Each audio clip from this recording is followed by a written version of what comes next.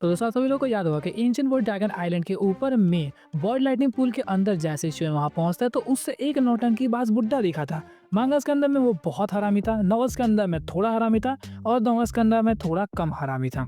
उसने वहां पर अपने बारे में कुछ ज्यादा इन्फॉर्मेशन नहीं बताया, बस वो कहता है मेरा सरनेम मंग है। तो उस दौरान शोइन उसे नहीं पहचान पाता कि एक्चुअली में वो कौन है। लेकिन अपकमिंग एपिसोड्स के अंदर में जब शोइन गुरिम के अंदर में पहुंच जाएगा तो वो बुढ़ा वहां भी आने वाला है और सोच सकते हो कि उसकी रेपुटेशन कौन से लेवल पर होने वाली है। क्योंकि एक तो वो एंशिएंट वर्ल्ड ड्रैगन रील्म के अंदर में था, दूसरा वो गुरिम के में भी अंदर है, मतलब वो जरूर कोई ना कोई बड़ी तोप होगा। उसके रिगार्डिंग आप लोगों को इसी वीडियो में पता चल जाएगा। लेकिन उससे पहले आप लोगों ने इस वीडियो में देखा होगा कि शूनर और लिटिल फेरी डॉटर की जब बातचीत हो रही थी तब वहां पर शूनर को ऑलरेडी पता चल चुका है कि मेडुसा का रिलेशनशिप है शोइन के साथ। और भी बहुत सारी बातें उस वीडियो में बताई थी मैंने, आप लोग जाके चेकआउट कर लेना। और वीडियो के लास्ट के दौरान हम लोग देखते हैं कि शोइन बिल्कुल मन ढन के तैयार हो चुका था और शूनर उसे लेकर पहुंच जाती है एडल्ट सेरेमनी के अंदर। वहां पहुंचते ही उसे, जिसका नाम मैंने गु हाओ बताया, एक्चुअली में वो गु हाओ नहीं है बल्कि गु खियान है, उसके साथ में गु शुनांग के वो दो बुड्ढे वहां पे आ जाते हैं शोइन के ऊपर हमला करने। लेकिन जैसे उन लोगों के बीच में झड़प और भी ज्यादा बढ़ती, उसी दौरान वहां पे दो पावरफुल दो की पिलर्स उन दोनों बुड्ढे की तरफ में काफी तेजी से बढ़ने लगते हैं। उस दो की पिलर को देख के वो दोनों पीछे की तरफ हट गए। उसी दौरान वहां पे एक आवाज आता है जो कि था, तुम्हारी हिम्मत कैसे हुई जिनान एकेडमी के एक स्टूडेंट पर हाथ लगाने की। इसी दौरान वहां पे एक स्पेशल क्रैक होता है और उस क्रैक से एक बैड एस वॉक नहीं लेता वो, बल्कि वो बुड्ढा काफी ज्यादा फ्रैंक है, वो कैजुअली वहां पे बाहर आता है। उसे देखकर वो लोग वहां पे चिड़चिड़ा पड़े और वो लोग पहचान लेते हैं कि वो कौन था। इसी दौरान वहाँ पे शोइन ऊपर की तरफ में देखता है और वो देखता है अबे ये तो वही बुड्ढा है जो मुझे वर्ल्ड लाइटनिंग पूल में मिला था, ये यहाँ क्या कर रहा है। इस बात को सुनकर वो जो बुड्ढा उस स्पेशल क्रैक से अपीयर हुआ था वो वहाँ पर कहने लगता है, तुम्हारे अंदर बिल्कुल भी तमीज नहीं है, तुम्हारी हिम्मत कैसे हुई मुझे ऐसे बुलाने की, मैं हेड मास्टर हूँ, मुझे हेड मास्टर बुलाओ। और शोइन जैसे ये शब्द सुनता है हेड मास्टर, तभी उसे याद आता है ओ तो ये है जिनान एकेडमी के हेड मास्टर। और इस चीज को सुनकर वहाँ पे हेड मास्टर मंग कहते हैं कि और कौन होगा, मंग तियानची के नाम से दूसरा कोई हेड मास्टर है क्या। इसके बाद ही वो शोइन के कंधे को थपथपाते हुए कहते हैं कि नॉट बैड नॉट बैड, सू कियान ने इस बार जिस स्टूडेंट को यहाँ पे सिलेक्ट किया वो सच में मेरे लायक है। मतलब शायद से वो उसे डिसाइपल बनाने का प्लान वगैरह कर रहे हैं। इसी दौरान वहाँ पे शोइन थोड़ा सा स्माइल करता हुआ अपने सॉरी वॉरी बोलता है और कहता है कि मुझे माफ करिएगा, मैं आपको पहली बार में पहचान नहीं पाया, मैं नहीं जानता था आप मेरे हेड मास्टर है, वरना मैं ऐसा बर्ताव कभी भी नहीं करता।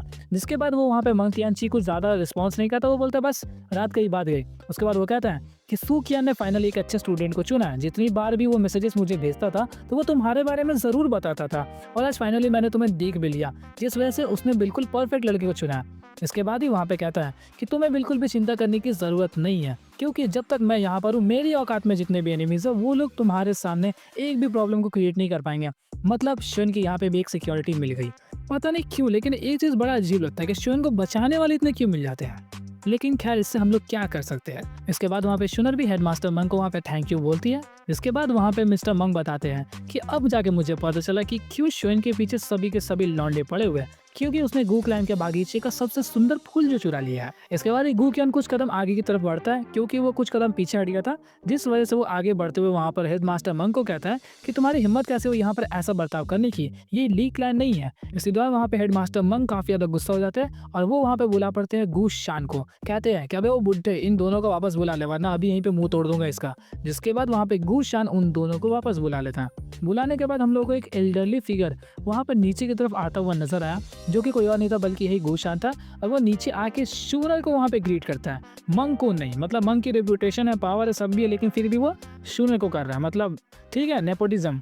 तो यहाँ पर मिस्टर मंग को वो कुछ भी नहीं कहता बल्कि बस इतना कह देता है कि इस बार तुम इस मामले में हाथ लगा दिए वरना मैं इसे छोड़ता नहीं, और ऐसा कहकर वो वहाँ से चला जाता है। इसके जाने के बाद ही वहाँ पर हेडमास्टर मंग शोइन को कहते हैं कि तुम्हारी हिम्मत की दाद देनी होगी, तुम्हें पता है अच्छी तरीके से यहाँ पर लौंडे तुम्हें चैलेंज करेंगे, तुम्हें नीचे दिखाने का पूरा ट्राई करेंगे, इनफैक्ट मार देंगे, जान से भी मारने का ट्राई करेंगे, कुछ ज्यादा हो गया।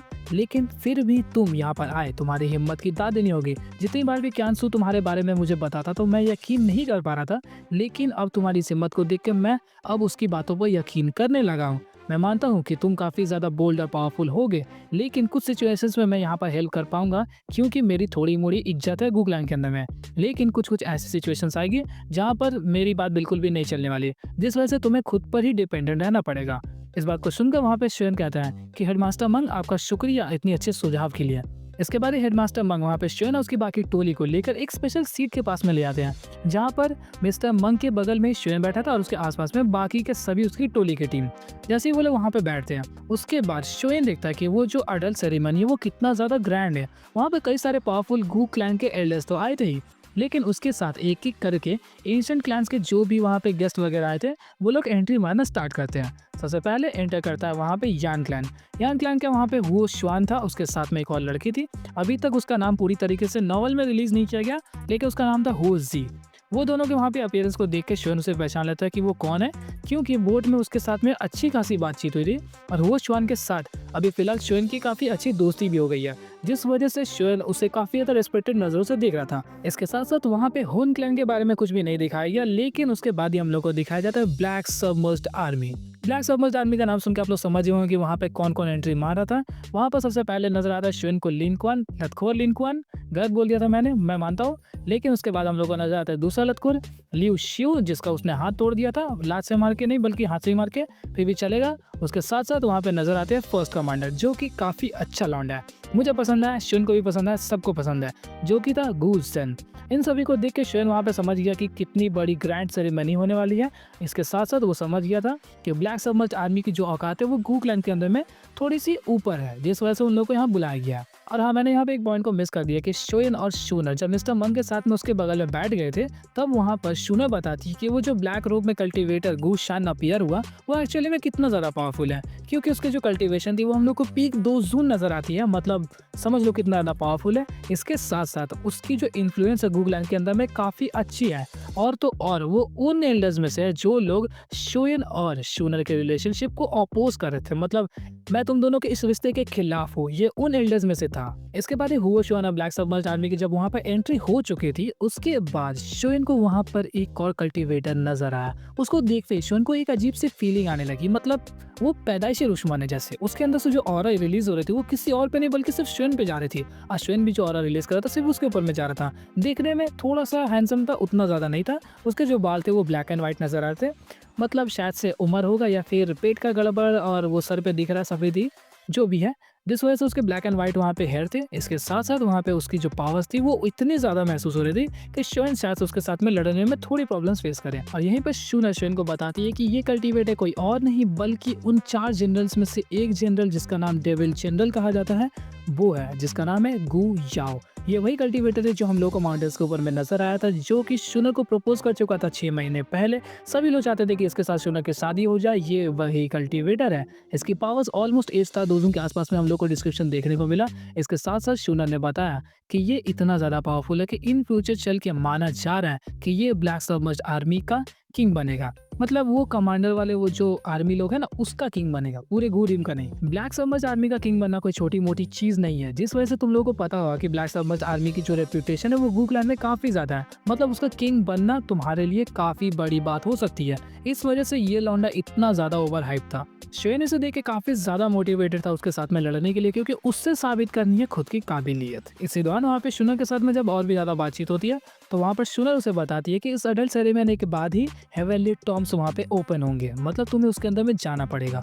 उसके अंदर जाने के लिए तुम्हें काफी ज्यादा रिक्वायरमेंट्स को वहाँ पे पूरा करना पड़ सकता है, और हो सके कि कई सारे गू क्लैन के मेंबर्स इस चीज का अपोजिशन करें, क्योंकि सभी लोगों का मान्यता है कि तुम्हें उसके अंदर नहीं जाने देना। वैसे भी सब लोग तुम्हारे ऊपर में खुन्नस भरे पड़े हैं। इसके साथ साथ शाओ क्लैन के तुम डिसेंडेंट्स हो सके तुम्हें और भी ज्यादा प्रॉब्लम्स हो जाए। तभी वहाँ पे वो पूछता है कि आखिर मैं ऐसा क्या करूँ जिस वजह से मुझे वो लोग हेवनली टॉम में जाने दें। तो वहाँ पर हेडमास्टर मंग बताते हैं कि तुम्हें एटलीस्ट ये जो गू याव है उससे एक कांटे की टक्कर देनी पड़ेगी, और कम से कम उसके 100 वार को सहना पड़ेगा बिना हारे। अगर तुम इसके 100 वार को वहाँ पर सह लेते हो तो तुम्हारे पास एक चेहरा होगा उसे दिखाने के लिए कि हाँ, मैं शूनर के लायक हूँ, मैं हेवनली टॉम के अंदर जाने के लायक हूँ, जिस वजह से गू क्लैन वालों तक तुम्हें रोक नहीं पाएंगे। इसे सुनकर श्वेन वहाँ पे सोचता है 100 वार, मतलब शायद से मुश्किल होगा, जिस वजह से वहाँ पर हेडमास्टर मंग ने ऐसा कहा होगा।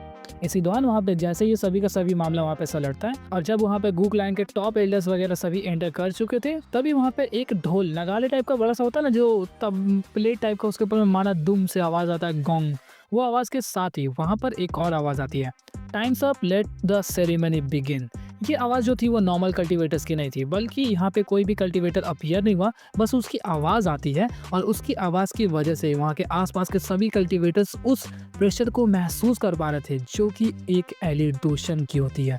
जी हाँ, ये जो कल्टीवेटर्स थे वो एक्चुअली में 3 पावरफुल एलिडोशंस थे, जो कि पूरे धूकलैंड के अंदर में काफ़ी ज़्यादा रेप्यूटेटेड है, लेकिन वो लोग इस सेरेमनी को अटेंड करने फिर भी नहीं आ रहे हैं। मतलब समझ सकते हो कि वो लोग कौन-सी जगह पर हैं, वहाँ से वो लोग नीचे भी नहीं आना चाहते हैं। शेन भी इस प्रेशर को काफ़ी ज़्यादा हाई वहाँ पे महसूस करता है, क्योंकि इससे पहले भी वो एक दोशन के साथ में लड़ा था, लेकिन उस दौरान मैंने आपको बताया कि वो एक दोशन नहीं था, बल्कि वो एक ऑलमोस्ट बैंशन के आसपास का कल्टीवेटर होगा या फिर उससे भी कम का। अगर नहीं जानते हो तो इस वीडियो को चेकआउट कर लो, क्योंकि मैंने डिस्क्रिप्शन में लिंक डाल दिया है, उसमें पता चल जाएगा। और उस दौरान जो उसका प्रेशर था वो उतना ज़्यादा था, लेकिन उसके और इसके प्रेशर के बीच में शेन उस डिफरेंस को समझ सकता था कि कितना ज़्यादा गैप है। इसी के साथ हम लोग आज की इस वीडियो को यहीं पे एंड करते हैं। आई होप कि आप लोगों को वीडियो अच्छी लगी होगा। अच्छी लगी है तो एक लाइक तो बनता ही है, शोयन के लिए, दोशन के लिए और हेडमास्टर मंक के लिए। तो मिलते हैं आपसे नेक्स्ट वीडियो में, तब तक के लिए गुड बाय।